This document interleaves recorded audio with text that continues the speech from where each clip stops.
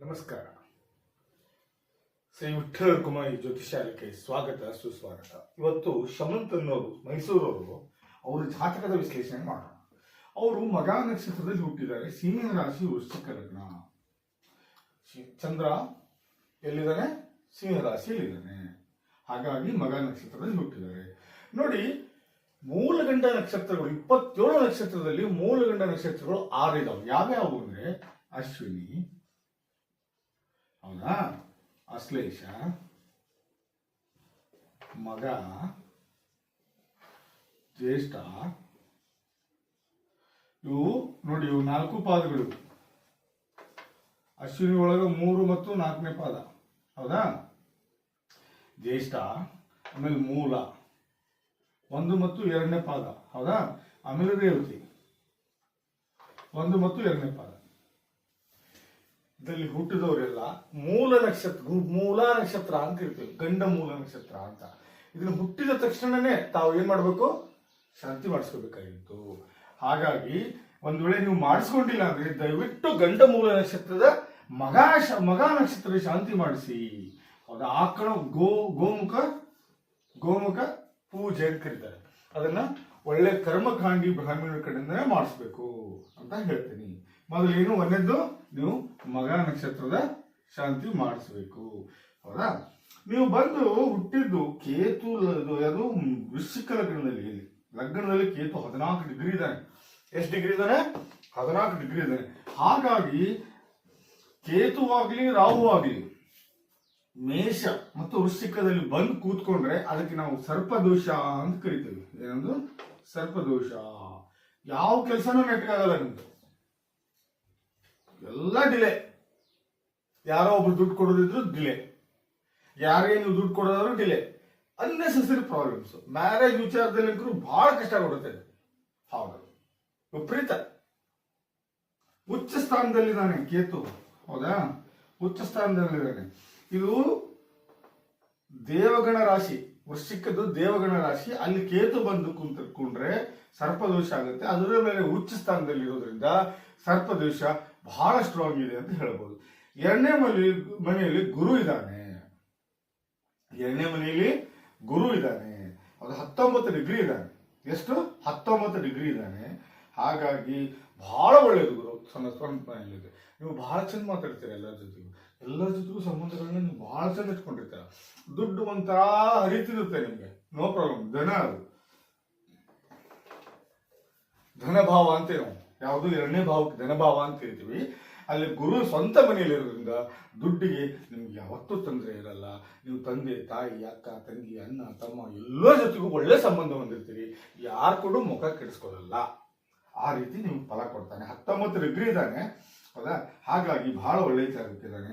1, 2, 3, 4, 5ನೇ ಮನೆಯಲ್ಲಿ ನೋಡಿ, ಗುರುವಿನ ದೃಷ್ಟಿ ಸ್ವಂತ ಮನೆಯಿಂದ ಇಲ್ಲಿ ಬೀಳುತ್ತೆ, ಹೌದಾ.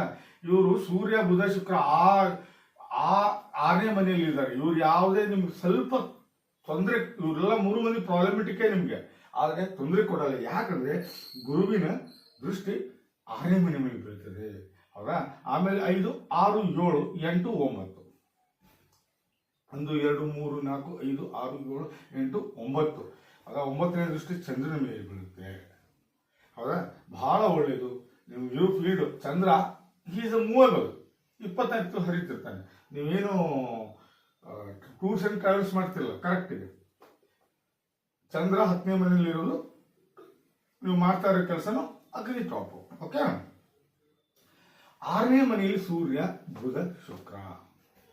ಒಮ್ಮೆ ಶಾಂತಿ ಮಾಡಿಸ್ಕೊಂಡ್ಬಿಡಿ ಯಾರನ್ನ? ಸೂರ್ಯನ, ಬುಧನ, ಶುಕ್ರನ. ಯಾಕಂದ್ರೆ 6ನೇ ಮನೆಯಲ್ಲಿ ಇರೋದ್ರಿಂದ ಅವರು ಯಾವತ್ತಿದ್ರು ನಿಮಗೆ ತೊಂದರೆ ಕೊಡ್ತಾರೆ. ಈಗ ಸದ್ಯಕ್ಕೆ ಬೇಡ. 5ನೇ ಮನೆಯ ಗುರು ಏನಿಲ್ಲ, 5ನೇ ಮನೆ ಗುರುವಿನ 5ನೇ ಮನೆ ದೃಷ್ಟಿ ಮೇಲೆ ಬಿದ್ದಿದ್ರಿಂದ ಅಷ್ಟು ನಿಮಗೆ ಕಷ್ಟ ಕೊಡಲ್ಲ. 7ನೇ ಮನೆ ಕೇತು 14% ಉಚ್ಚ ಸ್ಥಾನದಲ್ಲಿದ್ದಾನೆ. ಯಾವ ಸ್ಥಾನದಲ್ಲಿದ್ದಾನೆ? ಉಚ್ಚ ಸ್ಥಾನದಲ್ಲಿದ್ದಾನೆ. 7ನೇ ಮನೆ ವೃಶ್ಚಿಕ ಲಗ್ನದ 7ನೇ ಮನೆ, ಇದು ವೃಷಭ ಮನೆ. ಶುಕ್ರನ ಮನೆಯಲ್ಲಿ ರಾಹು ಬಹಳ ಉಚ್ಚ ಸ್ಥಾನದಲ್ಲಿ. ನೋಡಿ ಸರ್, ಸೋರ್ಸ್ ಆಫ್ ಇನ್ಕಮ್ ಏನಿದೆಯಲ್ಲ ಇರುತ್ತೆ, ನಿಮ್ಗೆ ಇಲ್ಲ ಅಂತಲ್ಲ, ಅಮೌಂಟ್ ಬರ್ತಾ ಇರುತ್ತೆ. ಆದರೆ ಮದುವೆ ಅನ್ನೋದು ಏನಿದೆಯಲ್ಲ ಬಹಳ ಕಷ್ಟ. ನೀವು ಮದುವೆ ಆದ್ಮೇಲೆ ಕಷ್ಟ, ಹೌದು. ಮದುವೆ ಏನೋ ಕುಸ್ತಿ ಆಡಿ ಮದುವೆ ಆಗ್ತೀರಾ, ಆಮೇಲೆ ಹೊಂದಾಣಿಕೆ ಇರಲ್ಲ. ಪ್ರತಿ ವರ್ಷ ರಾಹು ಜಪ ರಾಹು ಶಾಂತಿ ಆಗಲೇಬೇಕು ನಿಮ್ಗೆ. ಇಲ್ಲ ಅಂದ್ರೆ ಕಷ್ಟ ಸರ್, ಸಾಧ್ಯನೇ ಇಲ್ಲ. ರಾಹು ಜಪ ಮತ್ತು ಶಾಂತಿ ಎರಡೂ ಆಗ್ಬೇಕು, ಪ್ರತಿ ವರ್ಷ ಆಗ್ಬೇಕು. ಇಲ್ಲ ಅಂದ್ರೆ ಮದುವೆ ಆಗಕ್ಕೆ ಬಹಳ ಡಿಲೇ ಆಗುತ್ತೆ. ಅಪ್ಪಿತಪ್ಪಿ ಮದುವೆ ಆದ್ರೂ ಸಹ ನೀವು ಪಾರ್ಟ್ನರ್ಶಿಪ್ ದಾಂಪತ್ಯ ಅಷ್ಟು ಸುಖವಾಗಿರಲ್ಲ, ಬಹಳ ಕೆಟ್ಟದಾಗಿರುತ್ತೆ. ದಯವಿಟ್ಟು ತಾವು ಬಿಟ್ಟು ಇಲ್ಲೇ ರಾಹು ಶಾಂತಿ ನೀವು ಮಾಡಿಸ್ಲೇಬೇಕು. ಓಕೆ. 10ನೇ ಮನೆ ಚಂದ್ರ, ನೀವು ಟೂರ್ಸ್ ಅಂಡ್ ಟ್ರಾವೆಲ್ಸ್ ಮಾಡ್ತಾ ಇದ್ದೀರಾ, ಚಂದ್ರಿಗೂ ಅದಕ್ಕೂ ಬಹಳ ಹೊಂದಾಣಿಕೆ ಆಗುತ್ತೆ, ಬಹಳ ಒಳ್ಳೆಯದು. ರಿಗಾರ್ಡಿಂಗ್ ವರ್ಕ್ 24 ಅವರ್ಸ್ ಮಾಡ್ತಿರ್ತೀರಾ, ನೀವು ಎಲ್ಲಿವರೆಗೂ ಇರ್ತಿರೋ ಅಲ್ಲಿವರೆಗೂ ವರ್ಕಿಂಗ್ ಏನು ಕಡಿಮೆ ಇರಲ್ಲ, ಬಹಳ ಒಳ್ಳೆಯದು. 9ನೇ ಮನೆ ಸ್ವಾಮಿ 10ನೇ ಮನೆಯಲ್ಲಿ ಕುಂತಿದ್ದಾನೆ. ನೀವು ಕೆಲಸದಲ್ಲಿ ಬಹಳ ಗಮನವಿಟ್ಟು ಕೆಲಸ ಮಾಡ್ತೀರಾ, ಬಹಳ ಇಂಟ್ರೆಸ್ಟಿಂಗ್, ಬಹಳ ಸಿನ್ಸಿಯರ್ ಕೆಲಸ ಮಾಡ್ತೀರಾ, no doubt at all. But Rahu 7ನೇ ಮನೆಯಲ್ಲಿ ಇರೋದ್ರಿಂದ ತಾವು ದಯವಿಟ್ಟು ಬಿಟ್ಟು ಈ ನೋಡಿ, ಇವ್ಗೆ ಫಾರ್ ಯುವರ್ ಕೈಂಡ್ ಇನ್ಫಾರ್ಮೇಶನ್ ಯಾವುದೇ ಗ್ರಹದ ಇದು ಇಲ್ಲ, ಏನ್ ಹೇಳಿ, ದೃಷ್ಟಿ ಇಲ್ಲ ರಾಹು ಮೇಲೆ.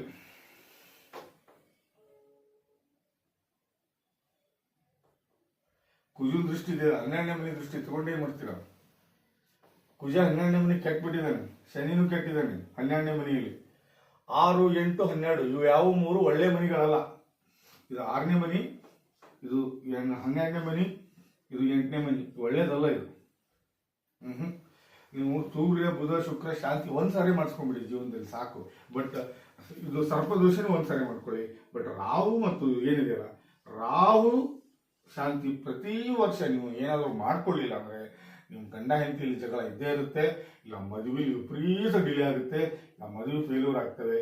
ಹಾಗಾಗಿ ತಾವು ದಯವಿಟ್ಟು ನೀವು ರಾಹು ಶಾಂತಿ ಮಾಡ್ಕೊಳ್ಳಲೇಬೇಕು. ಬನ್ನಿ, ಏನೇನು ಮಾಡ್ಕೋಬಾರ್ದು ಅನ್ನೋದು ಕ್ಲಿಯರ್ ಆಗಿ ಹೇಳ್ತೀನಿ ನೋಡಿ. ಕುಜ ಶನಿ ಕಟ್ಟಿದ್ದಾರೆ, ಹೌದಾ? ಕುಜನ್ ಶಾಂತಿ ಮಾಡಕ್ ಬರಲ್ಲ, ಯಾಕಂದ್ರೆ ಅವ್ನು ಲಗ್ನೇಶ.